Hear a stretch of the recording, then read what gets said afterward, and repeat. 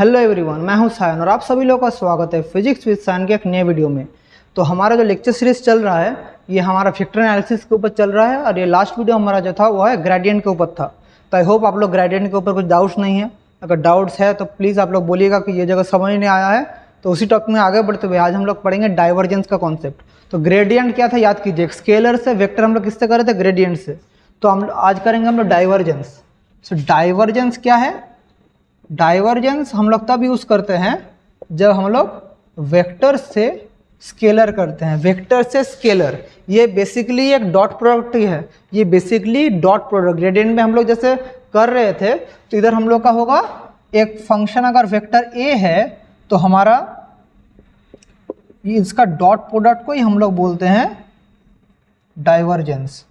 मतलब ए है एक वेक्टर फील्ड, ए है एक वेक्टर फंक्शन या वेक्टर फील्ड और ये कंबाइन होने के बाद क्या हो जा रहा है, एक स्केलर फंक्शन की डॉट प्रोडक्ट इज क्या है, dot product is a scalar function. तो क्या हो जाएगा, हम लोग अगर इसको मैथमेटिकली देखें तो कार्टेशियन में इसका फॉर्म क्या होगा, कार्टेशियन में इसका फॉर्म क्या होगा, देखिए कार्टेशियन सिस्टम में इसका फॉर्म क्या होगा। अगर एक वेक्टर ए दिया रहा है, ए क्या दिया है, ए x I cap plus A y J cap plus A z के कैप दिया है, तो हमारा जो मतलब ग्रेड ए तो हम लोग नहीं बोलेंगे क्योंकि ग्रेडियंट है, डाइवर्जेंस ऑफ ए बोलेंगे। क्या डाइव है, डाइवर्जेंस ऑफ ए। तो डाइवर्जेंस ऑफ ए क्या हो जाएगा, del del x A x plus del del y A Y.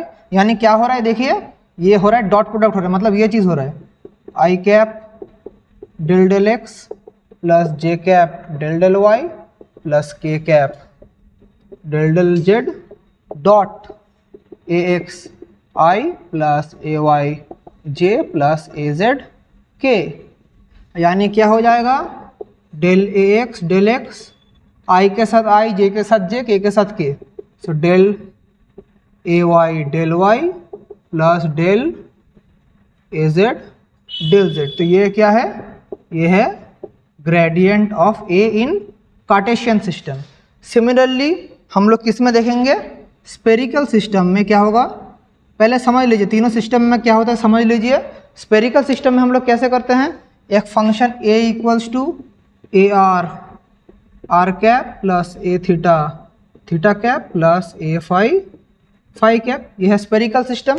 तो वहाँ पर हम लोग का क्या होगा, वहाँ पर क्या होगा, इजीली हम लोग कह सकते हैं जो स्पेरिकल सिस्टम में हो जाएगा 1/r² del upon del R A R first function this one R dot R cap, तो फर्स्ट फंक्शन ये वाला हो जाएगा। इसके बाद यहाँ पर और एक चीज़ मल्टीप्लाई रहेगा जो कि है r²। अच्छा से मैं लिख दे रहा हूँ, देखिए आप लोग अगर नहीं समझ पा रहे हैं क्योंकि हमारे इधर एनालिसिस करके देख हम लोग ये सब कैलकुलेटर है, कोई भी हम लोग मन गढ़ंत नहीं लिख रहे हैं। तो r² ए आर, इसके बाद 1/r sine theta del upon del theta, 1/r sine theta del upon del theta into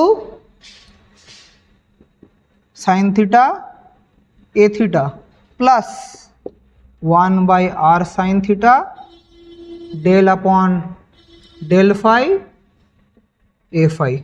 तो ये है स्पेरिकल सिस्टम में डाइवर्जेंस ऑफ ए। अभी हम लोग किस में देखेंगे, अभी हम लोग देखेंगे सिलिंड्रिकल सिस्टम में। अभी हम लोग किस में देखेंगे, सिलिंड्रिकल सिस्टम में। तो सिलिंड्रिकल सिस्टम में क्या होता है, नोट डाउन कीजिए। तो सिलिंड्रिकल सिस्टम में ग्रेडियंट क्या होता है,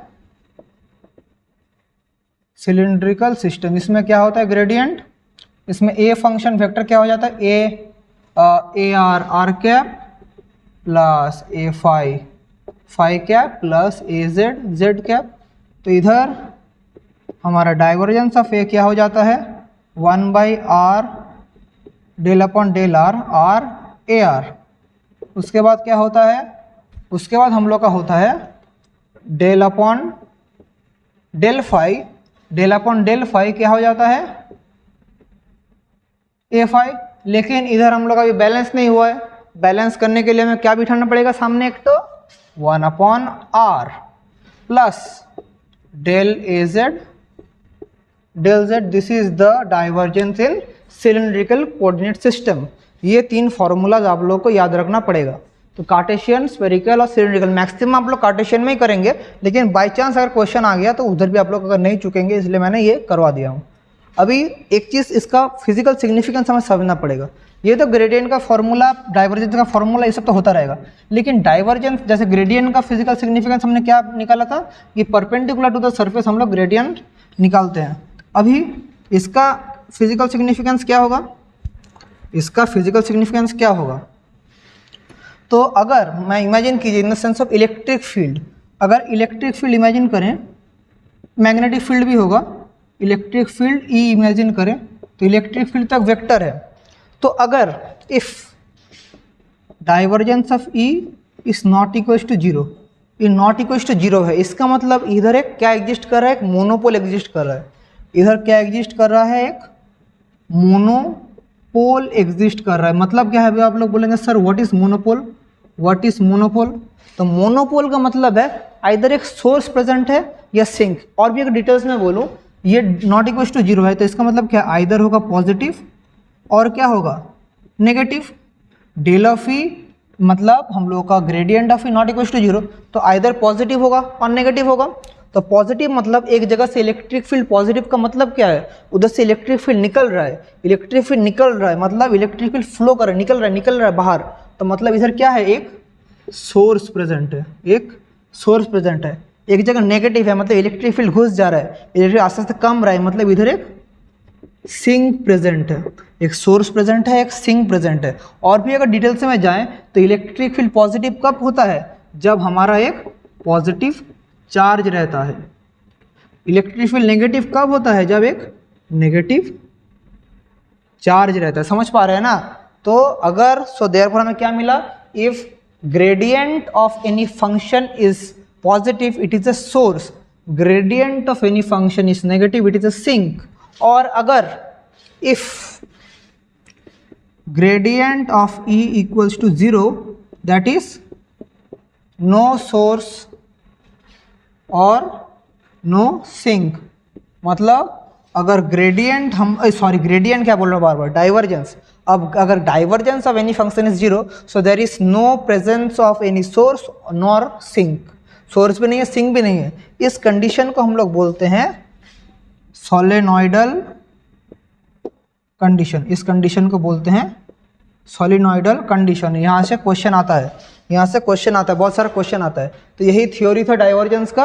अभी हम लोग इसका प्रॉब्लम्स करेंगे, तो कुछ डाउट्स रहेगा तो कमेंट्स कीजिएगा। तो चलिए फर्स्ट क्वेश्चन देखते हैं। फर्स्ट क्वेश्चन, एक क्वेश्चन देखते हैं। अगर एनी टाइप का क्वेश्चन अगर हम लोग सोचे, एक क्वेश्चन दे देते हैं आप लोगों को। अगर मैं बोल दूं, हाँ सोचिए एक वेक्टर है 2x² yz i कैप, उसका क्या दूं 2x² yz i कैप, उसके बाद -x y² z k cap plus k cap ने j कैप। और एक तो सोचिए क्या दे सकते हैं, और एक तो चलिए 3y(z² k कैप। इसका हमें बोला है डाइवर्जेंस निकालने के लिए। तो इसका डाइवर्जेंस एकदम इजी। तो इसका डाइवर्जेंस कैसे निकालेंगे, इसका डाइवर्जेंस निकालेंगे कैसे, देखिए। तो हम लोग निकालेंगे डाइवर्जेंस ऑफ ए, तो क्या हो जाएगा डेल अपॉन डेल एक्स, किसका होगा आई के रेस्पेक्ट में, दैट इज 2x² yz। क्यों कर रहे हैं, क्योंकि डेल ax, ये कंपोनेंट क्या है, ये है ax, ये क्या है ay, और ये क्या है az। तो सबसे पहले ax, उसके बाद ay, उसके बाद az। ये क्या होगा del upon del y minus x y² z plus del upon del z 3yz², ये होगा। तो इसका भी डेरिवेटिव करने से क्या होगा, इसका डेरिवेटिव करेंगे तो 4xyz partial derivative minus 2xyz plus 6yz। इसको सॉल्व करेंगे क्या रहेगा 2xyz प्लस 6yz। यही है डाइवर्जेंस ऑफ। देख पा रहे हैं एक वेक्टर क्वांटिटी था, उधर से क्या हो गया स्केलर क्वांटिटी। तो ये था एक फर्स्ट क्वेश्चन, इजी टाइप का क्वेश्चन ही आता है डाइवर्जेंस से। और एक क्वेश्चन देख लेते हैं। तो क्वेश्चन नंबर 2, कैसा टाइप का क्वेश्चन रहता है देखिए। सो नेक्स्ट क्वेश्चन अगर आप लोगों को मैं बोलूँ, एक क्वेश्चन सोचते हैं कैसा दे सकते हैं। अगर एक क्वेश्चन इसको ऐसे कर दीजिए, A equals to x square y square i cap plus क्या दे सकते हैं, -2 वाई स्क्वायर जेड स्क्वायर कर दें। हाँ, -2 y square z square j cap plus 3 z square y k cap. तो बोला है find divergence of A at कितना पॉइंट में, 1 -1 1। इस पॉइंट में हमें डाइवर्जेंस ऑफ ए निकालना है। तो कैसे निकालेंगे divergence of A x A y A z. So del upon del x x square y square plus del upon del z -2 y square z square plus del upon del z नहीं del upon del y plus del upon del z 3 z square y. यही है। तो अभी हम लोग इसको solve करेंगे, क्या होगा 2x Y square -4 Y Z square plus 6 Z Y. तो अभी किस पॉइंट में चाहिए, ये तो मिल गया, डाइवर्जेंस ऑफ ए निकल गया, लेकिन हमें चाहिए डाइवर्जेंस ऑफ ए एट कितना पॉइंट में, 1 -1 1, that is 1x1 -1 square 2 -4 minus plus 4 plus ये क्या हो जाएगा -6 क्योंकि 1 × 1। सो अल्टीमेटली हमारा आंसर आ गया 0। तो ये क्या है, ये एक सॉलिनॉइडल वेक्टर है। ये एक सॉलिनॉइडल मतलब ए वेक्टर क्या है, ए वेक्टर है सॉलिनॉइडल वेक्टर। तो यहाँ से कुछ ऐसे टाइप का क्वेश्चन आता है, जैसे ग्रेडियंट का अलग अलग क्वेश्चन डिस्कस किए थे, वैसे डाइवर्जेंस का भी क्वेश्चन। तो आज का वीडियो हम लोग यहीं तक रखते हैं। आई होप आप लोग को डाइवर्जेंस समझ में आया है।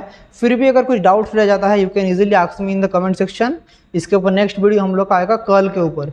तब तक पढ़ाई करते रहिए और थैंक यू।